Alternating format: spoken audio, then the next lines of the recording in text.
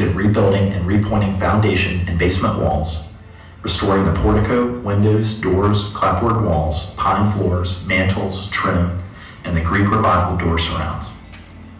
Shadwell Gristmill Project, Albemarle County. Dominion Traditional Building Group's expertise in stonemasonry in the field of traditional trades stands out in the Shadwell Gristmill restoration. Built circa 1757 by Thomas Jefferson's father, Peter Jefferson, the walls and foundation are being meticulously restored by the Dominion Traditional Building Group using custom-made mortar based on formulas from the 19th century. Accessible only by the Old Mills Trail, the masons of Dominion Traditional had to hike in, crossing a field, train tracks, and steep embankment to arrive at the site to work. St. Andrew's Catholic Church, Roanoke. The multi-phased renovation of St. Andrew's Catholic Church, an iconic landmark overlooking downtown Roanoke, is the remarkable result of a team of architects, contractors, consultants, and the owner. These included Reverend Kevin Seigerblom, Wayne Gould, Master Engineers in Design, Cornett and Cundiff Incorporated, Dominion Traditional Building Group, Evergreen Architectural Arts, and Hill Studio. The church was built in 1902 to serve the first Roman Catholic Church congregation in Roanoke, and is an incredible example of ecclesiastical Gothic Revival architecture. As a practicing architect, Joseph Di Alejandro brought his skill and expertise to structures across the Commonwealth, including Preservation Virginia's John Marshall House, Cole Diggs House, and the first rehabilitation and expansion of the historic Jamestown Research Center. Most notably, he served as preservation architect at the University of Virginia. After retirement, Mr. Alejandro donated a great deal of his time to consult and assist at sites including the First Baptist Church, Charlottesville, St. John Rosenwald School, Albemarle County, Pine Grove Rosenwald School, Cumberland County, among many more.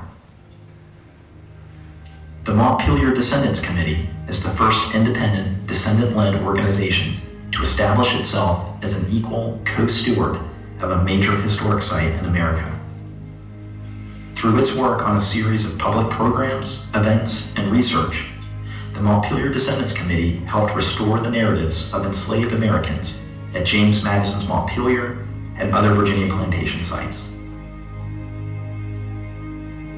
Drawing on extensive experience in community outreach in Manassas and Prince William County, Keisha Wilson Segunro organized preservation efforts at the Jenny Dean Memorial and Manassas Industrial School for Colored Youth in Manassas.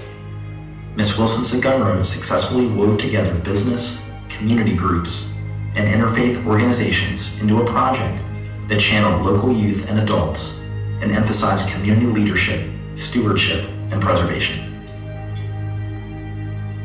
Baroness of Lochiel of Scotland, Canon of the Episcopal Church, Dr. Betsy Parker's leadership and preservation efforts include the meticulous restoration of the historic Huntland Estate and Farmer's Delight Estate in Loudoun County, developing and funding the National Register of Historic Places nomination for the Upperville Colt and Horse Showgrounds, and the donation of the Old General Store to the Unison Preservation Society and the historic Allen House in Middleburg to the Middleburg Museum Foundation.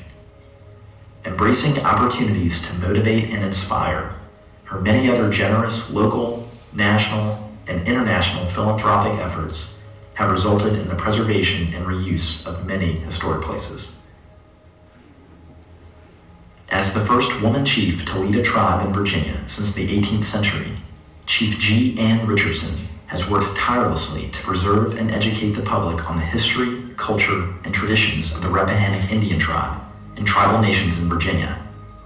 Chief Richardson is committed to ensuring that the Rappahannock tribal youth and the public know and understand their history and traditions. Under her leadership, the tribe received federal recognition and recently reacquired tribal land. She has worked with state officials to support preservation initiatives, including the recently formed Virginia Black, Indigenous, and People of Color Preservation Fund.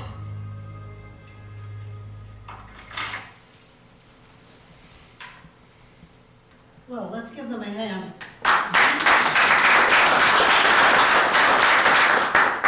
Their stories are just so inspiring, and I encourage you in Louisa. If you have projects, if you have people that are working on exemplary projects or organizations, stay in touch with Preservation Virginia, look for our deadlines, and apply so that your work can be celebrated as well. But I think they're just an inspiring group of people and places. As you can see from that work, preservation in Virginia operates on the fronts of many contemporary issues. And these contemporary issues even confront us at our own historic properties, particularly right now at historic Jamestown.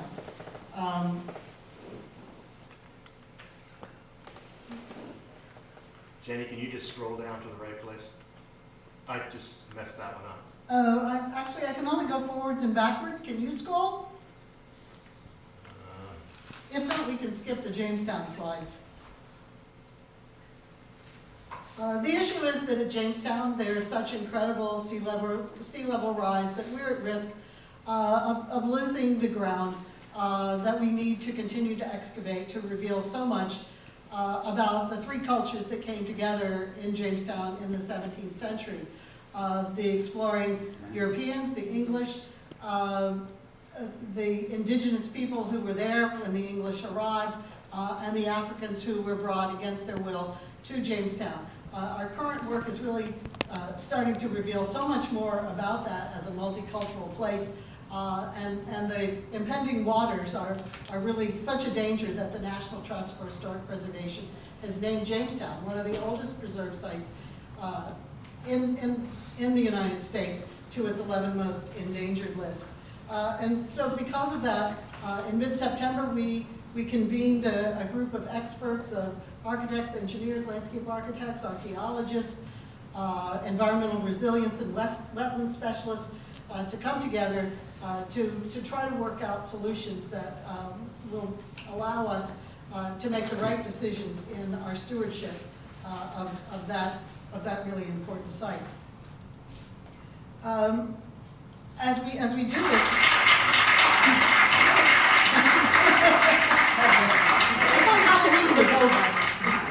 So we'd like to bring the 2022 award winners to the front for the outstanding preservation.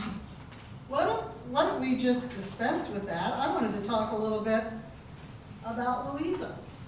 I don't really need to have slides for that, although Well, give me a minute to figure out how to turn them all off then. okay. Or if you can cut the sound. May I continue? Go ahead, I'm gonna have to leave that up. Can't. Okay. Anyway, as Ethan began our afternoon together, he spoke about the work that my firm, Landing Community Associates, did here in the early 1990s. And so I went back and revisited what we had written in our report.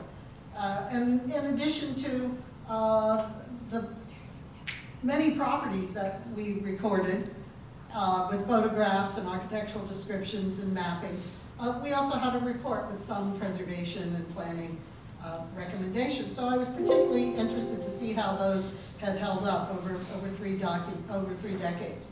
And as I did that, I went to visit your most recent comp plan, Louisa 2040, and I saw a little bit of a silver lining there. The plan does document that the survey, despite being 30 years old or so, does cite that as a resource. But then I started to wonder, well, what plan, and I don't mean this critically, I'm just pondering, what plan would use 30-year-old information for transportation or water resources or housing? And certainly in Louisa, with the catastrophic 2011 earthquake, would that have warranted updated investigations and evaluations in the county? So since 3 decades have passed since there's been a comprehensive survey, and as a lead investigator for that, I can assure you that the study is not only dated, but that it really wasn't that comprehensive because it was underfunded, and consequently it was undertaken without significant widespread local engagement, and it reflected the standards of its time. It was cherry picking among the best and probably already most known resources of the county, and including residents who were already involved in local history. It wasn't casting the wide net. that we want to cast today and that you've seen reflected in our award winners. Perhaps even more importantly, in those days, architectural integrity evaluations were very strict. It was really hard to get those through the Department of Historic Resources. So buildings have now aged up. The standards, I don't want to say have been relaxed, but they've been reinterpreted so that the presence perhaps of aluminum siding or a picture window would not necessarily disqualify a building or a complex of buildings for being, for lacking the integrity was the jargon word we use in our profession. And I want to take this opportunity also to apologize, because like most studies of its time, our survey would have underrepresented properties associated with the county's Black population and with most small properties of the county's less prominent white families. So I'd like to call out exemplary work that I know is going on, work of your compatriots like Gloria Gilmore and Robin Patton and others that I've met, whose work on African American graveyards and burial places is really very well known in Virginia and beyond. And they're using modern tools and techniques that we didn't have 30 years ago, and they're uncovering an amazing wealth of local history, genealogy, and information about burial grounds that is illuminating new preservation challenges and opportunities for the future. There are other encouraging and overlapping aspects of the county's plan with preservation. As an outsider, but a geographical neighbor and interested party to Louisa County, I do see opportunities for the future, particularly in relation to implementing your comprehensive plan. I looked at the plan and saw that there were 3 major themes that were developed for Louisa 2040. 1, conserve and preserve the county's rural character and way of life. 2, recognize that while change is inevitable, growth management tools can help the community prepare and plan for its future. And 3, protect established and future communities. All 3 of these themes are resource-based, and they're all relevant to the theory and practice of respecting and preserving historic resources within the overall planning process as presented in the 1990s report as well. And they give preservationists a legal governmental route to historic preservation. The county's 2019 plan vision statement, at least at face value, is also all about the value of preservation. And it's another strength. It states, we strengthen our sense of community by providing resources for residents, promoting agriculture and